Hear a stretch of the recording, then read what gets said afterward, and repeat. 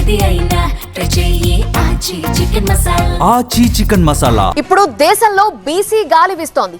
ఆడా ఈడా తేడా లేదు. ఏడా చూడు బీసీ నినాదం హోరెత్తుతోంది. గల్లీ నుంచి ఢిల్లీ దాకా బీసీ స్లోగన్ మారుమోగుతోంది. మహిళా రిజర్వేషన్ కోటాలో మా వాటా ఏదంటూ బీసీ గళం గర్జిస్తోంది. ఇక తెలుగు రాష్ట్రాల్లో కూడా అన్ని పార్టీలు బీసీ జపం చేస్తున్నాయి. తెలుగు రాష్ట్రాల నుంచి ఢిల్లీ దాకా బీసీ నినాదం వినిపిస్తోంది. మహిళా రిజర్వేషన్ల బిల్లులో ఓబీసీ మహిళలకు సబ్ కోటా కేటాయించాలని డిమాండ్ చేస్తూ జాతీయ బీసీ సంక్షేమ సంఘం ఆధ్వర్యంలో ఢిల్లీలోని జంతర్ మంతర్లో దీక్ష నిర్వహించారు. మహిళా బిల్లును చట్టసభల్లో బీసీలకు 50% రిజర్వేషన్లు. లోక్సభలో మహిళా రిజర్వేషన్ బిల్లుపై చర్చ సందర్భంగా కులగణనకి ప్రధాని మోదీ ఎందుకు భయపడుతున్నారని కాంగ్రెస్ ఎంపీ ప్రియాంక గాంధీ ప్రశ్నించారు. ఓబీసీలకు న్యాయం జరగాలన్నారు ప్రియాంక. बड़े हल्के में बोल दिया कि इस वर्ग और उस वर्ग के बारे में हम बाद में देख लेंगे.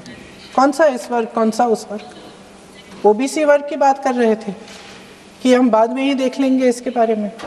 ये हल्के में नहीं लेना चाहिए अध्यक्ष महोदय. ये बहुत बड़ी संख्या है. తెలంగాణలో బీసీ గణన నివేదిక పెద్ద చర్చకు రచ్చకు దారితీస్తోంది.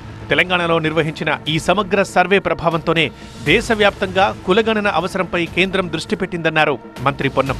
అయితే తెలంగాణలో జరిగిన కులగణన తప్పుల తడకగా ఉందని కౌంటర్ ఇచ్చారు బీఆర్ఎస్ నేత మాజీ మంత్రి శ్రీనివాస్ గౌడ్.